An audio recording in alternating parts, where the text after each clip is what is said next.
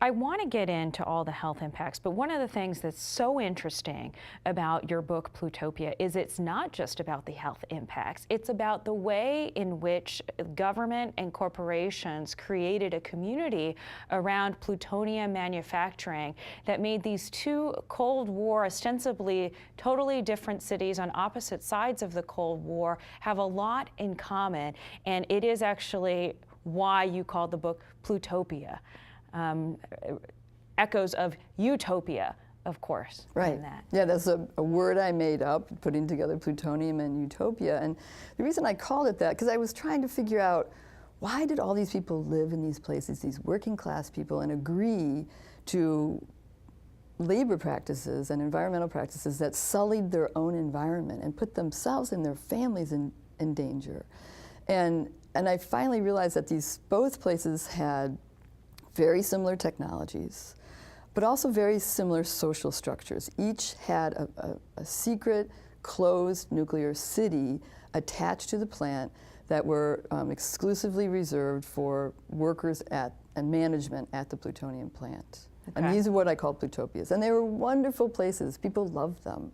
They were subsidized. And that was by design. And that was by design. They were places, because they built these places with prisoners in the Soviet Union and migrant labor in the United States and prisoners. And they found that the single migrant laborers, whether they were prisoners or soldiers or just migrant workers, they brawled and they boozed and they murdered and raped. And they were, and they thought, oh my God, we can't.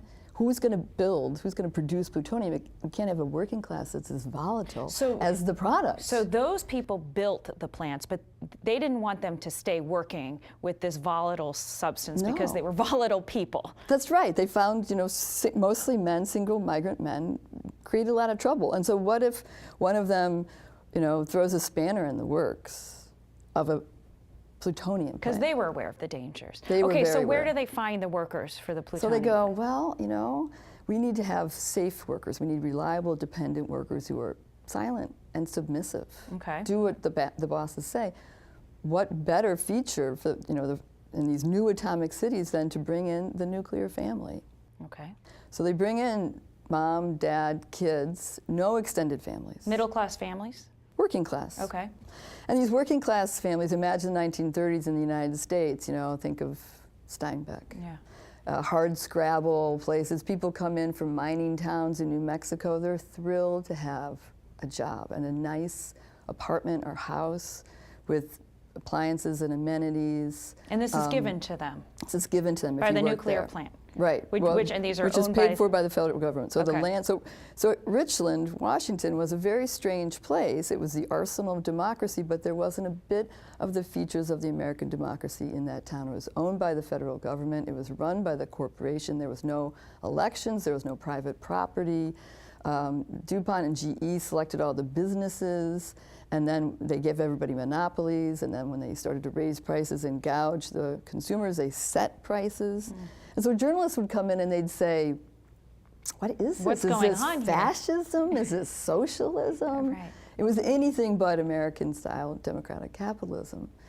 On the Soviet side, they were looking at Los Alamos, and they saw that the Manhattan Project had made a city, surrounded it with a barbed wire fence, gave everybody a pass, even babies had passes on their diapers, and made a controlled system. They said, oh, that's a good idea, we'll make that. And so they created a closed nuclear city with gates and guards, and only allowed in workers who had passes who worked in those plants. And then they supplied them wonderful schools with PhDs teaching. So the working class get social mobility for their kids. 30% more wages than other working class people around.